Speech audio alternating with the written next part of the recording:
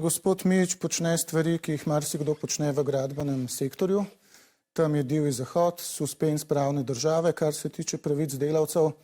Tako da razmere so grozne in tam bi imel inšpektorat za delo ogromno dela.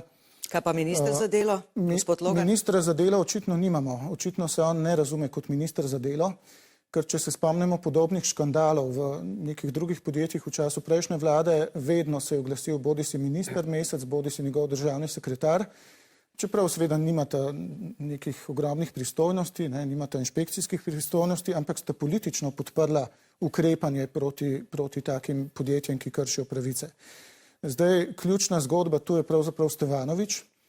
Tu se vidi, da je vsa ta politika globoko prodana, da so pripravljeni teptati vsa načela, vse zakone, vsa pravila spodobnosti, samo da se obdržijo na funkcijah, v tem primeru, da ohranijo 5 mandatov in s temi mandati trgujejo.